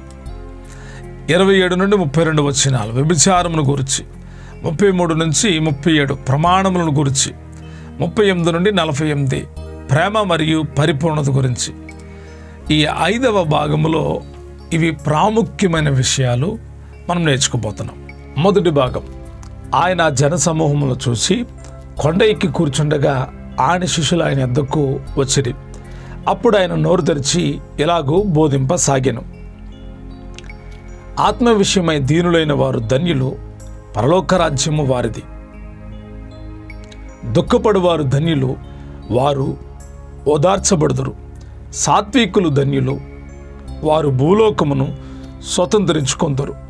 నీతి కొరకు ఆకలి దప్పులు గలవారు ధన్యులు, వారు తృప్తిపరచబడుదురు. కనికరం గలవారు ధన్యులు, వారు కనికరము పొందుదురు. హృదయశుద్ధి గలవారు ధన్యులు, వారు దేవుణ్ణి చూచెదరు. సమాధానపరచువారు ధన్యులు, వారు దేవుని కుమారులు అనబడుదురు. నీతి నిమిత్తము హింసింపబడువారు ధన్యులు, పరలోక రాజ్యము వారిది. నా నిమిత్తము జనులు మిమ్మల్ని నిందించి హింసించి మీ మీద అబద్ధముగా చెడ్డ మాటలల్లా పలుకున్నప్పుడు మీరు ధన్యులు, సంతోషించి ఆనందించుడి. పరలోకమందు మీ ఫలము అధికమగును. ఇలాగున వారు మీ పూర్వమందుండిన ప్రవక్తలను హింసించిరి. మొదటి భాగాన్ని చదివాం. ఈ భాగంలో మనం చూసినప్పుడు ఆయన ఆ జన సమూహములను, అనగా ఆయన వెంబడించినటువంటి జన సమూహాలను ఆయన చూసి కొండ ఎక్కి కూర్చుండగా, ఎక్కడ కూర్చున్నాడంటే అంటే ఆ జన సమూహాలని ఊరు వెలుపడికి తీసుకొచ్చాడు. ఆ ఒక కొండ ఎక్కాడు. ఆ కొండ ఎక్కి కూర్చుండగా ఆయన శిష్యులు ఆయన యొద్దకు వచ్చారు. అప్పుడు ఆయన నోరు తెరిచి ఇలాగూ బోధింప సాగెను. యేసుక్రీస్తు ప్రభువారు యొక్క 5వ అధ్యాయంలో ప్రారంభించిన ప్రసంగం 7వ అధ్యాయం చివరి వరకు జరుగుతూనే ఉంది. అంటే ఇంత పెద్ద ప్రసంగాన్ని మనము క్లుప్తంగా నేర్చుకోవడానికి పరిశుద్ధాత్మ దేవుడు సహాయం చేయనుగాక. ఈ ప్రసంగం అంతట్లో మనం గమనించినప్పుడు ఆయన చెప్పినటువంటి విషయాలు గమనిస్తే ధన్యులు అనే మాట 9 సార్లు రాయబడింది. ఇది ఈ భాగంలో 9 సార్లు. ఎవరు ధన్యులంట? ఆత్మ విషయమై దీనులైన వారు ధన్యులు. ఆత్మ విషయమై ఎవళ్ళైతే వారు కలిగి ఉన్న ఆత్మ విషయమై ఆత్మలో దీనత్వాన్ని కలిగి ఉంటారో వారు ధన్యులు. వారికి ఏం జరుగుతుంది ఏమవుతుంది అంటే పరలోక రాజ్యం వారిది. ఎంత అద్భుతమైనటువంటి మాట అండి. ఆత్మ విషయమై దీనులైన వారు ధన్యులు, పరలోక రాజ్యం వారిది. డైరెక్ట్గా చెప్పేస్తున్నాడు. పరలోక రాజ్యం నీకు కావాలంటే నీ ఆత్మ విషయమే ఆలోచన చేయాలి. నువ్వు ఆత్మలో దీనత్వాన్ని కలిగి ఉండాలి. అంటే ఒక్కటి చేస్తే సరిపోదు, ఇంకా చాలా ఉన్నాయి. పరలోక రాజ్యం వెళ్ళాలంటే ఇది ఒకటే చెప్పారు కదా, ఇంకా ఆత్మ విషయంలో దీనత్వాన్ని కలిగి ఉంటే సరిపోద్దు కదా అనుకోవచ్చు. ఆత్మను పోషించాలి, ఆత్మను బ్రతికించాలి, ఆత్మ చేత అలంకరించబడాలి, ఆత్మలో బలపరచబడాలి, ఆత్మచేత నడిపించబడాలి. చాలా కార్యాలు ఉన్నాయి. అయితే యేసు చెప్తున్నాడు, మీరు ఆత్మ విషయంలో దీనులై ఉంటే ధన్యులవుతారు. ధన్యులవుతే పరలోక రాజ్యం దొరుకుతుంది. రెండోది అంటాడు, దుఃఖపడేవారు ధన్యులు.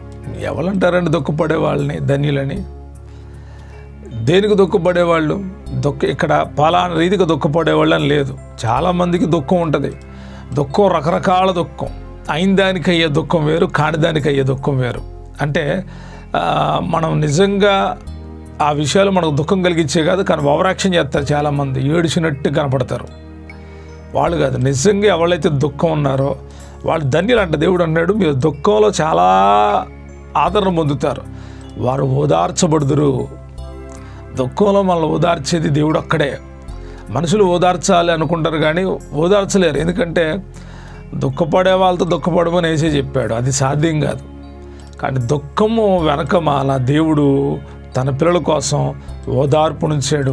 దేవుడు తన పిల్లలను ఓదారుస్తాడు. తరువాత సాత్వికులు ధన్యులు. సాత్వికాన్ని కలిగి ఉండాలి. ఇది యేసయ్యలోనే నేర్చుకోగలుగుతాం, మోషే గారి దగ్గర నేర్చుకోగలుగుతాం. వారు ఏం చేయగలుగుతారంటే సాత్వికంతో ఉంటే భూలోకాన్ని స్వతంత్రించుకుంటాం. అంటే ఈ లోకంలో జీవించినప్పుడు ఈ లోకాన్ని స్వతంత్రించుకోగలుగుతామంట.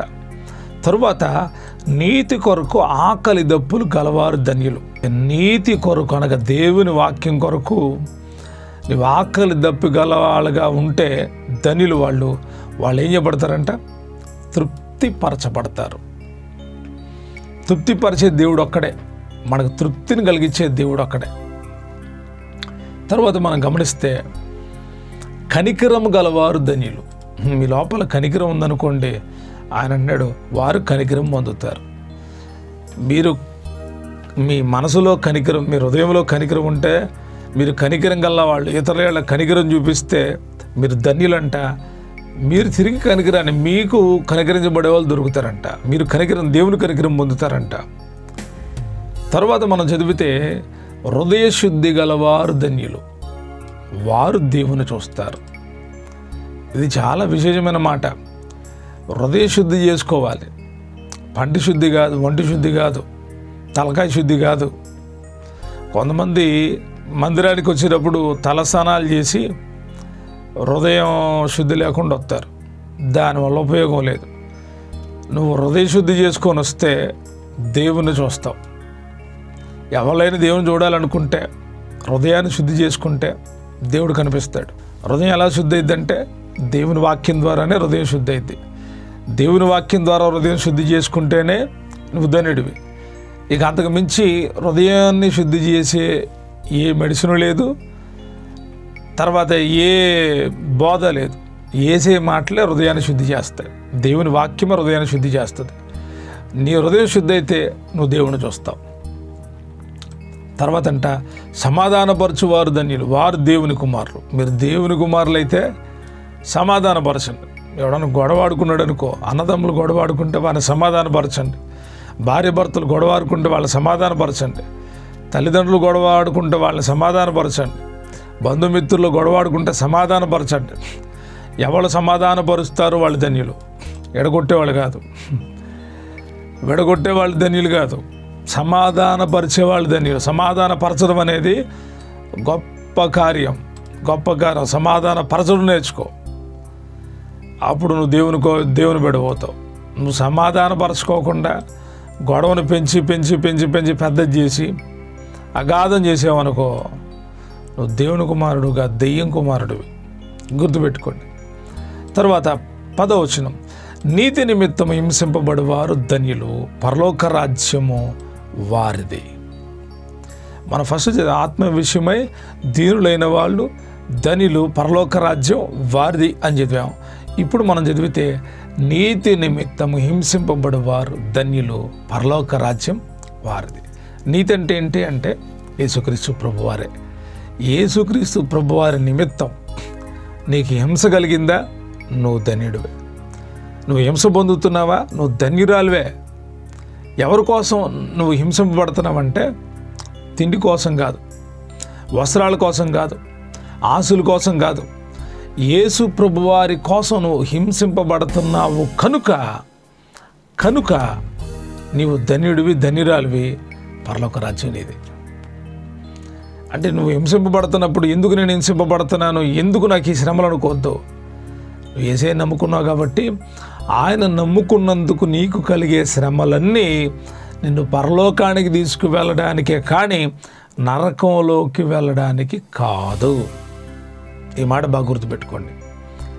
మీరు దేవుని కొరకు ఏవైనా శ్రమలను, కష్టాలను, ఇబ్బందుల్ని, అవమానాలు అనుభవించండి.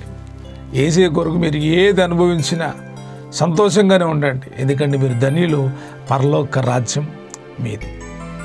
11వ వచనం, నా నిమిత్తము జనులు మిమ్మల్ని నిందించి హింసించి మీ మీద చెడ్డ మాటలల్లా పలుకున్నప్పుడు మీరు ధన్యులు. ఇది ఇంకా వండర్ఫుల్ వాగ్దానము, వండర్ఫుల్ మాట అన్నమాట.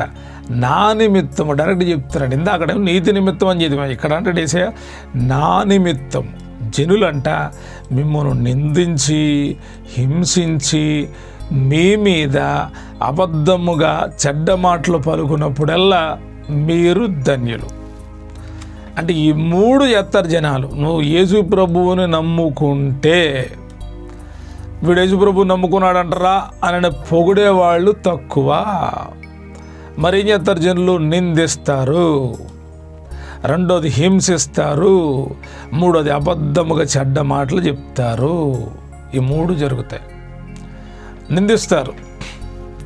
ఏమి నిందిస్తారంటే, మీ వాటికి మేము వచ్చాం కదా, మా వాటికి మీరు ఎందుకు రావట్లేదు, మీ ఇంటికి వచ్చి మేము తిన్నాం కదా, మా ఇంటికి వచ్చి మీరు ఎందుకు తింటలేదు అని వెంటనే వాళ్ళే మాట్లాడేసుకొని నిందించడం మొదలు పెడతారు. ఇక తర్వాత హింసించడం అంటే, మీరు యేసు ప్రభువుని నమ్ముకున్నారు, మీకు రిజర్వేషన్లు తీసేసాం. మీరు యేసు ప్రభువుని నమ్ముకున్నారు, మీకు నీళ్లు దొరకవు. యేసు ప్రభువుని నమ్ముకున్నారు, మీరు అలాంటి వాళ్ళు ఇలాంటి వాళ్ళు. మనల్ని రకరకాలుగా మనమున్న విశ్వాస జీవితంలో, క్రైస్తవ జీవితంలో నుండి మనల్ని బయటకు తీసుకురావడానికి, లోకంలో కలుపుకోవడానికి జనులు హింసిస్తారు, నిందిస్తారు. ఆ నిందలు భరించలేక చాలామంది దేవుని వదిలిపెట్టి మరలా తిరిగి లోకంలో కలిసిపోతున్నారు. ఈ హింసల్లో నిలబడలేక చాలామంది తిరిగి కలిసిపోతున్నారు. ఇంకా జనాలు చెప్పేటువంటి మాటలు అట్టే అంటే, చెడ్డ మాటలెల్లా పలుకున్నప్పుడు. ఏ మాటలు? చెడ్డ మాటలెల్లా పలుకున్నప్పుడు మీరు ధన్యులు. చెడ్డ మాటలనే ఒక మాట రాస్తే పోయేది. అక్కడ అబద్ధముగా చాలామంది అబద్ధపు మాటలే చెప్తున్నారు, నిజాలు చెప్పట్లా.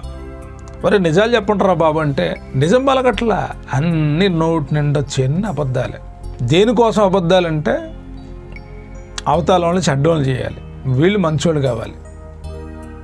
చెప్పనంటే జనులు మన మీద ఎన్ని అబద్ధాలు చెప్పినా మనము ధన్యులమే అంటాడు ఆయన. సంతోషించి ఆనందించుడి, పరలోకమందు మీ ఫలము అధికమగును. ఇలాగను వారు పూర్వమందున్న ప్రవక్తలు కూడా హింసించారు. మీకే కాదు, పూర్వమందు నా కోసం ఎంతోమంది ప్రవక్తలు హింసించబడ్డారు. మీరు ఈ నిందించబడినప్పుడు, హింసించినప్పుడు, చెడ్డ మాటలు మీ మీద చెప్పి మిమ్మల్ని చాలా కృంగదీసినప్పుడు మీరు దిగులు పడద్దు. మీరేం చేయాలో తెలుసా? సంతోషించి ఆనందించండి. ఎందుకో తెలుసా? పరలోకమందు మీ ఫలము అధికమగును. ఇది ఈ వాక్య భాగంలో మనం నేర్చుకోవాల్సిన విషయం. ఇది మొదటి భాగం, 5వ అధ్యాయంలో మొదటి భాగం. రెండవ భాగం, మీరు లోకమునకు ఉప్పై ఉన్నారు. ఉప్పు నిస్సారమైతే అది దేని వలన సారం పొందును? అది బయట పారవేయబడి మనుషుల చేత త్రొక్కబడుటకే కానీ మరి దేనికి పనికిరాదు. మీరు లోకమునకు వెలుగై ఉన్నారు. కొండ మీద నుండి పట్టణము మరుగై ఉండనేరదు. మనుషులు దీపం వెలిగించి కొంచెము కింద పెట్టరు, కానీ అది ఇంట నుండి వారందరికీ వెలుగిచ్చుటకై దీపస్తంభం మీదనే పెట్టుదురు.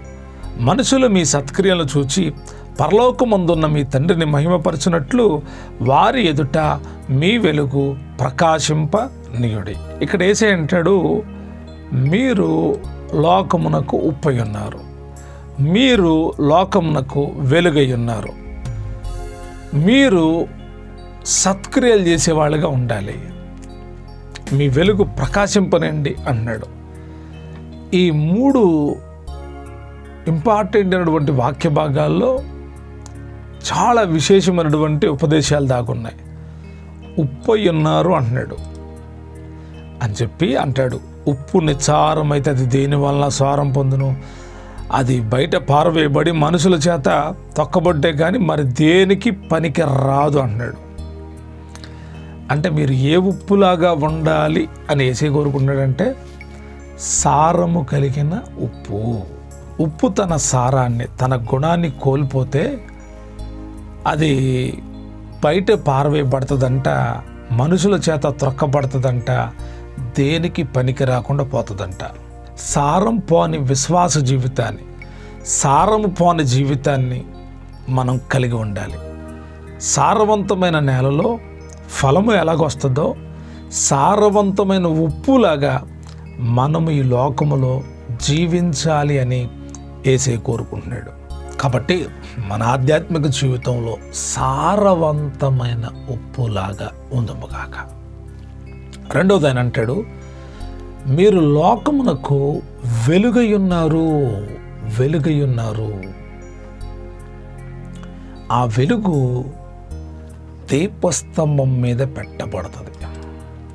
అది ఇంట నుండి వాళ్ళందరికీ వెలిగిస్తుంది. మీరు లోకమునకు వెలుగు, కొండ మీద నుండి పట్టణము మరుగై ఉండనేరదు. అంటే ఒక కొండ మీద పట్టణం కడితే ఆ కొండ మీద ఉన్న పట్టణం అంట అంత చూడగలుగుతుందంట. ఒక దీపాన్ని పెట్టి దీపస్తంభం మీద పెడితే ఆ దీపస్తంభపు యొక్క వెలుగు అంత వ్యాప్తి చెందడం మూలాన అందరికీ వెలుగు కనపడుతుందంట. దేవుని యొక్క గొప్ప ఉద్దేశం మనకి ఇక్కడ కనపడుతుంది. యేసయ్య అన్నాడు, మీరు లోకమునకు వెలుగై ఉన్నారు. మీరు చీకటోళ్ళు కాదు, మీరు వెలుగై ఉన్నారు. ఎక్కడున్నారు మీరంటే కొండ మీద ఉన్నారు, ఎత్తైన స్థలముల్లో మీరున్నారు, దీపస్తంభం మీద మీరున్నారు. మీరు వెలుగివ్వాలి. దీపం వెలుగివ్వకపోతే ఆ చుట్టూ ఉండే ప్రజలందరూ చీకట్లోనే ఉంటారు. ఒక లైటు ఒక రూమ్కి కాంతినివ్వగలిగితే ఒక వ్యక్తి ఒక కుటుంబం అంతటికి వెలుగివ్వగలడు. ఒక వ్యక్తి గ్రామం అంతటికి వెలుగివ్వగలడు. ఒక వ్యక్తి దేశమంతటికి వెలుగివ్వగలడు. ఎలాగంటే దేవుడు నిలబెట్టినప్పుడు.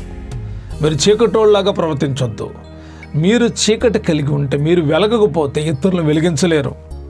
చీకట్లో ఉన్నవాడు తన చుట్టూ ఉన్న వాళ్ళని చీకటి గుంపుగానే ఉంచుతాడు. కానీ వెలుగు కలిగిన వాడు తనతో ఉన్న వాళ్ళందరికీ వెలుగును చూపిస్తాడు. మనుషులు దీపం వెలిగించి కొంచెం కింద పెట్టరు, మంచం కింద పెట్టరు, ఎక్కడ దీపస్తంభం మీద పెడతారు. మీరు లోకమునకు వెలుగు. యేసయ్య వెలుగు, ఆయన బిడలమైన మనము వెలుగు. మనం ఎక్కడుండాలని ఆయన కోరుకున్నాడంటే కొండ మీద, దీపస్తంభం మీద మనం ఉండాలని ఆయన కోరుకుంటున్నాడు. తర్వాత భాగాన్ని చదివితే, మనుషులు మీ సత్క్రియలు చూసి పరలోకమందున్న మీ తండ్రిని మహిమపరచినట్లు మీ వెలుగు ప్రకాశింపనేయండి. మన వెలుగు ఏం చేయాలంట? ప్రకాశింపనీయాలి. ప్రకాశింపనియండి, దాచిపెట్టద్దు. కొన్నిసార్లు వెలుగుని దాచిపెట్టాలి అనుకుంటారు. రూములో ఉండే వాళ్ళకు రూములోనే కనపడుతుంది, కానీ కొండ మీద పెట్టబడిన వెలుగు ప్రకాశం పెరిగే కొద్దిగా కనపడుతుంది. దీపస్తంభం మీద పెట్టిన వెలుగు ప్రకాశం పెరిగే కొద్దిగా. మనం పొద్దున్నే లేచి చూసినప్పుడు సూర్యుడు మొట్టమొదలు వచ్చినప్పుడు కొంచెం వెలుతురు కనపడుతుంది.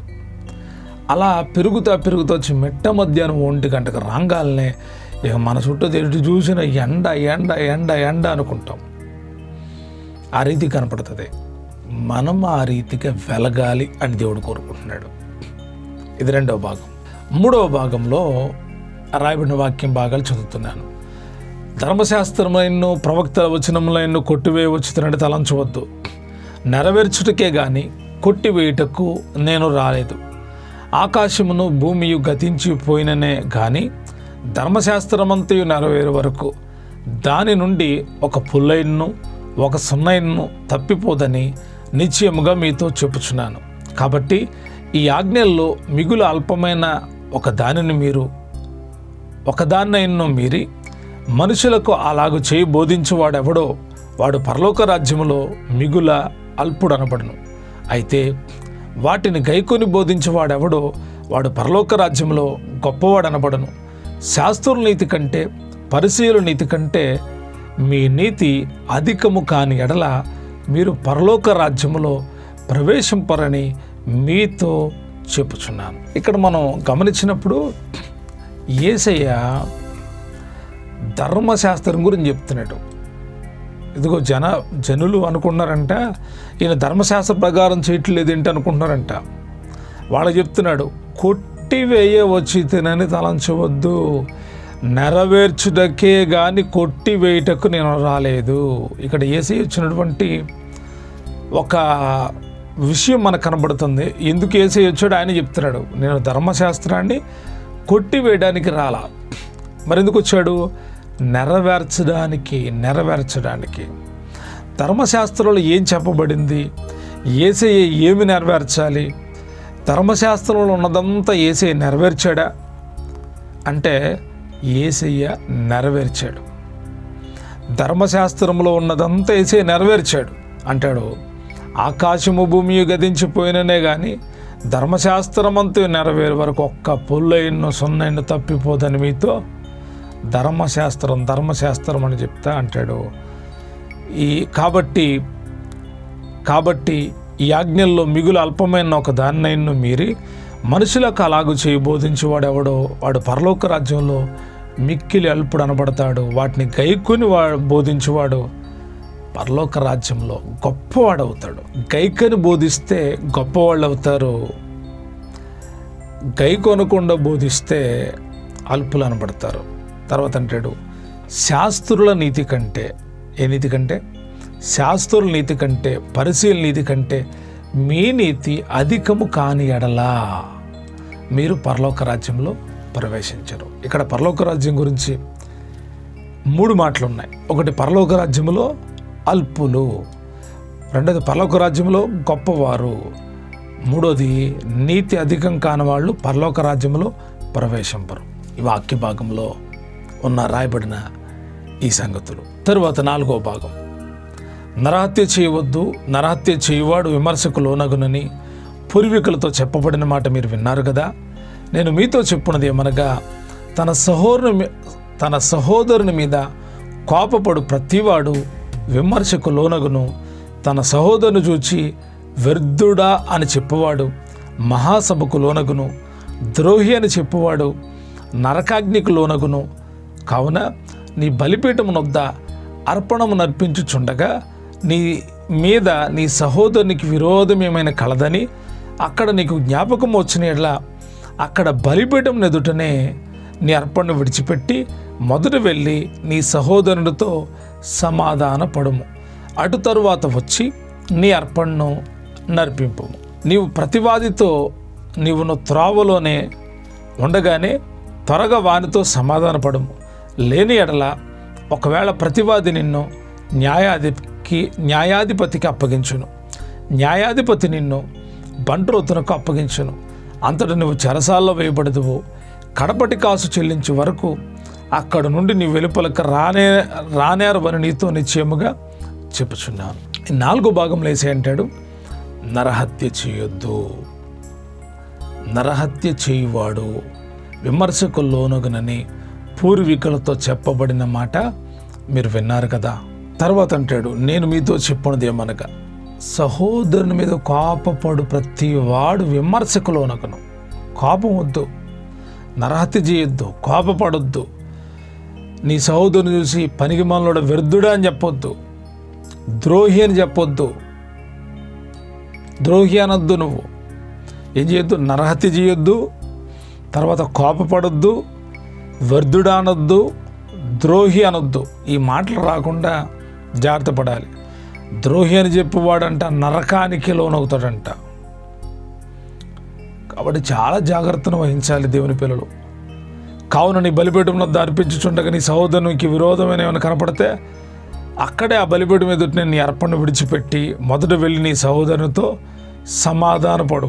అటు తర్వాత వచ్చి అర్పణ అర్పించు. నీవు నీ ప్రతివాదితో నీవు త్రోవలో ఉండగానే త్వరగా వాడితో సమాధానపడు. నువ్వు దేవుడు బిడ్డవైతే త్వరగా సమాధానపడిపో. టైం ఎక్కువ పెంచమాకు. పరలోకానికి వెళ్ళే వాళ్ళు ఉండాల్సిన తీరుని యేసే చెప్తున్నాడు. నీవు సమాధానపడు. ఎవళ్ళు ముందులో సమాధాన పడతారో వాళ్ళు ధన్యులు. తర్వాత 5వ భాగం, వ్యభిచారం చేయవద్దని చెప్పబడిన మాట మీరు విన్నారు కదా. నేను మీతో చెప్పినది ఏమనగా, ఒక స్త్రీని మోహపు చూపుతో చూచు ప్రతివాడు అప్పుడే తన హృదయమందు ఆమెతో వ్యభిచారం చేసిన వాడుకును. నీ కుడికను నిన్ను అభ్యంతరపరిచినలా దాన్ని పెరికి నీ యొద్ద నుండి పారవేయము. నీ దేహమంతే నరకములో పడవేయబడకుండా నీ అవయముల్లో నొకటి నశించకుండా నీకు ప్రయోజనకరము కదా. నీ కుడి చెయ్యి నిన్ను అభ్యంతరపరిచిన ఎడల దాన్ని నరికి నీ యొద్ద నుండి పారవేయము. నీ దేహమంతా నరకంలో పడకుండా నీ అవయముల్లో ఒకటి నశించుటకు నీకు ప్రయోజనకరము కదా. తన భార్యను విడనాడు వాడు ఆమెకు పరిత్యాగ పత్రిక ఇవ్వాలని చెప్పబడి ఉన్నది కదా. నేను మీతో చెప్పినది ఏమనగా, వ్యభిచార కారణమును బట్టి కాక తన భార్యను విడనాడు ప్రతివాడును ఆమెను వ్యభిచారినిగా చేయుచున్నాడు. విడనాడబడిన దాన్ని పెండ్లాడువాడు వ్యభిచరించుచున్నాడు. ఇక్కడ ఒక ప్రాముఖ్యమైనటువంటి ఆజ్ఞ. ఇప్పుడు నరహత్య చేయొద్దని చెప్పిన, తర్వాత సమాధానపడమని చెప్పిన, ఇవన్నీ ధర్మశాస్త్రములో ఉన్న ఆజ్ఞల్ని మరలా యేసుక్రీస్తు ప్రభువారు గుర్తు చేస్తున్నాడు ప్రజలకి. వ్యభిచారం చేయొద్దని చెప్పే మాట విన్నారు కదా. పాత నిబంధన గ్రంథంలో రాయబడి ఉంది, వ్యభిచారం చేయకూడదు. నేను మీతో చెప్పినది ఏమనగా, ఒక స్త్రీని మోహపు చూపుతో చూచు ప్రతి వాడు అప్పుడే తన హృదయమందు ఆమెతో వ్యభిచారం చేసిన వాడు అగును. ఒకప్పుడు స్త్రీ దగ్గరికి వెళ్ళి చేస్తే వ్యభిచారం, ఇప్పుడు చూస్తే వ్యభిచారం. మరి ఎంత జాగ్రత్తగా ఉండాలి ఆధ్యాత్మిక జీవితం. చూచు ప్రతివాడు, చూస్తే చాలంట. మోహపు చూపుతో అంటే నేను ఆమెతో సంభోగించాలి, శారీరకంగా కలవాలనే ఆ దృక్పథాన్ని కలిగి ఒక స్త్రీని చూస్తే అప్పుడే హృదయమందు వ్యభిచారం చేసినాడు. శరీరం కాదు, హృదయ వ్యభిచారం నిన్ను నరకానికి తీసుకుని వెళ్తుంది. భార్య భర్తల గురించి అంటాడు, భార్యను విడనాడు వాడు ఆమెకు పరిత్యాగ పత్రిక ఇవ్వాలి. వాళ్ళ భార్యను వదిలిపెట్టాలనుకో వెడసీట్లు ఇవ్వాలంట. అది కూడా కారణం ఏంటంటే అవి చిన్న చిన్న గొడవలకి వెడసీట్లు ఇచ్చేస్తుంటారు చాలామంది. అది కాదు, వ్యభిచార కారణమును బట్టి కాక. వ్యభిచార కారణం రెడహనేడు దొరికిందా భార్య? పాపం చేత దొరికిందా? తప్పు చేత దొరికిందా? సాక్షులు ఉన్నారా? అప్పుడు నువ్వు వెడసీట్లు ఇవ్వచ్చు. ఇది యేసు చెప్తున్నటువంటి ఉపదేశం. తరువాత 6వ భాగం, మరియు నీవు అప్రమాణము చేయక నీ ప్రమాణములను ప్రభునకు తెలపవలను, ప్రభునకు చెల్లింపవలని పూర్వీకులతో చెప్పబడిన మాట మీరు విన్నారు కదా. నేను మీతో చెప్పున్నది ఏమనగా, ఎంత మాత్రము ఒట్టు పెట్టుకొనవద్దు. ఆకాశము తోడనవద్దు, అది దేవుని సింహాసనము. భూమి తోడనవద్దు, అది ఆయన పాదపీఠం.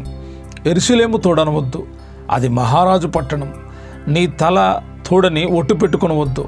నీవు ఒక వెంట్రుకను తెలుపు కానీ నలుపు కానీ చేయలేవు. నీ మాట అవునంటే అవును, కాదంటే కాదు అని ఉండవలను. వీటికి మించినది దుష్టు నుండి పుట్టినది. ఇక్కడ మనం చదివితే ప్రమాణాన్ని గురించి ఇవన్నీ ధర్మశాస్త్రంలో ఉన్న సంగతులే. నేను రెఫరెన్సులు చెప్తే టైం ఎక్కువ అవుతుందని నేను మీకు మళ్ళీ రెఫరెన్సులు చెప్పట్లేదు.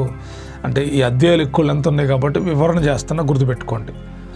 నువ్వు అప్రమాణం చేయొద్దు.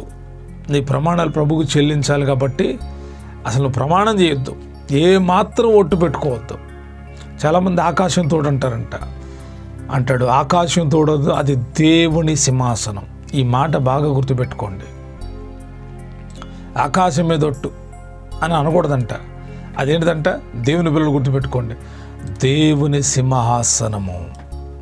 రెండవది, భూమి తోడనొద్దు, అది ఆయన పాదపీఠం. అప్పుడున్న యూదులకున్న పద్ధతుల్లో ఆయన గుర్తు చేస్తాడు. యెరూషలేము తోడనొద్దు, అది మహారాజు పట్టణం. పోనీలయ్యా నా తలతోడు అని పెట్టుకుంటావా? వద్దు. నీ వెంట్రుకలు ఒకటైన తెలుపు కానీ నలుపు కానీ దేవుని పిల్లలైన మన గురించి అని చెప్తున్నాడు. మీ మాట అవునంటే అవును, కాదంటే కాదు అని ఉండవలను. వీటికి మించినది దుష్టు నుండి పుట్టినది. చాలాసార్లు జరుగుతాయి. అవునంటే అవునని చెప్పం కదా, కాదంటే కాదని చెప్పంగా. అవునంటే కాదంటాం, కాదంటే అవునంటాం. మన మాట స్టెబిలిటీగా ఉండదు, స్థిరంగా ఉండదు. అది దుష్టు నుండి పుట్టేదంట. వెంటనే మనం గ్రహించుకొని మార్పు చెందాలి. మన మాట కరెక్ట్గా పర్ఫెక్ట్గా ఉండాలి. ఆ రీతికి ప్రభు నడిపించును గాక. 7వ భాగం, కంటికి కన్ను పంటికి పళ్ళు అని చెప్పబడిన మాట మీరు విన్నారు కదా. నేను మీతో చెప్పున్నది ఏమనగా, దుష్టుని ఎదిరింపక నిన్ను కుడి చెంప మీద కొట్టువాని వైపునకు ఎడమ చెంప కూడా త్రిపము. ఎవడైనా నీ మీద వ్యాజ్యం వేసి నీ అంగీ తీసుకొనగోరుని ఎడల వానికి నీ పై వస్త్రమును కూడా ఇచ్చివేయము. ఒకడు 1 మైలు దూరము రమ్మని నిన్ను బలవంతం చేసిన ఎడల వానితో కూడా 2 మైళ్ళు వెళ్ళము. నిన్ను అడుగువానికి ఇమ్ము. నిన్ను అప్పు అడుగువాని నుండి నీ ముఖము త్రిప్పుకొనవద్దు. నీ పొరుగువాన్ని ప్రేమించి నీ శత్రువును ద్వేషించమని చెప్పబడిన మాట మీరు విన్నారు కదా. నేను మీతో చెప్పున్నది ఏమనగా, మీరు పరలోకమందున్న మీ తండ్రికి కుమారులై ఉండునట్లు మీ శత్రులను ప్రేమించుడి. మిమ్మల్ని హింసించు వారి కొరకు ప్రార్థన చేయుడి. ఆయన చెడ్డవారి మీదను మంచివారి మీదను తన సూర్యుని ఉదయింపజేసి నీతిమంతుల మీదను అనీతిమంతుల మీదను వర్షము కురిపించుచున్నాడు. మీరు మిమ్మల్ని ప్రేమించిన వారినే ప్రేమించిన ఎడల మీకేమి ఫలము కలుగును? సుంకరులను అలాగూ చేయుచున్నారు కదా. మీ సహోదరులకు మాత్రము వందనము చేసిన ఎడల మీరు ఎక్కువ చేయుచున్నదేమి? అన్యజనులు అలాగూ చేయుచున్నారు కదా. మీ పరలోకపు తండ్రి పరిపూర్ణుడు గనుక మీరు పరిపూర్ణులుగా ఉండెదరు. కంటికి కన్ను పంటికి పన్ను, ఇది ధర్మశాస్త్రం చెప్తున్న మాట. అయితే ఏసే ధర్మశాస్త్రం చెప్పే మాట ఏంటంటే, నిన్నెవడను కొట్టాడనుకో, కుడి చెంప మీద కొడితే ఎడమ చెంప తిప్పు. నీ మీద వ్యాజ్యం వేసేవాడైనా నీ అంగీ తీసుకోవాలనుకుంటే వాడికి నీ పై వస్త్రం కూడా ఇచ్చేయమన్నాడు. ఒకడెవడైనా వచ్చి నిన్ను 1 మైలు దూరం రమ్మని బలవంతం చేస్తే వానితో 2 మైళ్ళు వెళ్ళు అంటున్నాడు. ఆధ్యాత్మికంగా ధర్మశాస్త్రము ఎలా ఉంటుందో యేసే చెప్తున్నాడు. పాత నిబంధన కాలపు ధర్మశాస్త్రం కంటికి కన్ను పంటికి పళ్ళు అంటే అర్థం ఏంటో తెలుసా? దెబ్బకి దెబ్బ. వాడు కుడి చెంప మీద కూడా 2 చెంపలు వాయించు. అది వాడు నిన్ను కొడితే తిరిగి కొట్టు. కానీ ఇక్కడ అంటాడు, నిన్ను కొడితే కొట్టించుకో, మళ్ళా కొట్టించుకో. నీ అంగీ తీసుకోవాలనుకుంటే ఆడికి నీ భయపట్టు కూడా ఇచ్చే. నేను రమ్మని బలవంతం చేశాడా? ఇల్లు ఆడితో 1 మైలు రమ్మంటే 2 మైలు ఇల్లు. ఇది యేసే చెప్పిన బోధ. తరువాత, నిన్ను అడుగువానికి మున్నప్పు అడుగువానుడి ముఖం తిప్పుకోవద్దు. నీకు అప్పు ఇవ్వడానికి సామర్థ్యం ఉంటే తప్పకుండా అప్పు, కానీ వడ్డీ తీసుకో. మాకు వడ్డీ తీసుకున్నావు, నువ్వు దేవుని బిడ్డవు కాదు. నువ్వు వడ్డీ వ్యాపారస్తుడు అవుతావు. నువ్వు వడ్డీకి ఇవ్వకూడదు. నీ ద్రవ్యాన్ని వడ్డీకి ఇవ్వకూడదు. దేవుని గుడారంలో ఉండేవాడు వడ్డీకి ఇవ్వడు. ఒకళ్ళు అప్పు అడిగారు అనుకో, ఇవ్వు. నీ ముఖం తిప్పుకోవద్దు. తర్వాత నీ పొరుగువారిని ప్రేమించి నీ శత్రువును ద్వేషించమని చెప్పబడిన మాట మీరు విన్నారు కదా. నేను మీతో చెప్పేది మనకు మీ పరలోకమందున్న మీ తండ్రి కుమారులై ఉన్నట్లు మీ శత్రువులను ప్రేమించండి. ద్వేషించడం కాదు, శత్రువులను ప్రేమించండి. మిమ్మల్ని హింసించే వారి కొరకు ప్రార్థన చేయండి. ఎందుకంటే దేవుడు నీతిమంతుల మీద అనీతిమంతుల మీద తన వర్షాన్ని కురిపెత్తున్నాడంట, సూర్యుని ఉదయింపజేస్తున్నాడంట. కాబట్టి 7వ భాగం 38-48 వచనాల్లో ఉన్నది శత్రువులను ప్రేమించడం, హింసించే వారి కొరకు ప్రార్థన చేయడం. తర్వాత మనం చదివితే మీరు అన్యజనులు చేసినట్టు చేయొద్దు, మీరు ప్రతి ఒక్కరిని ప్రేమించండి. ప్రేమించిన వాళ్ళే కాదు, మీ ప్రేమ ఇతరులకు పంచాలి. ఇతరులకి, మీకు తెలిసిన వాళ్ళకి, మీకు తెలియని వాళ్ళని కూడా మీరు ప్రేమించాలి. ఇదే యేసే చెప్తుంది.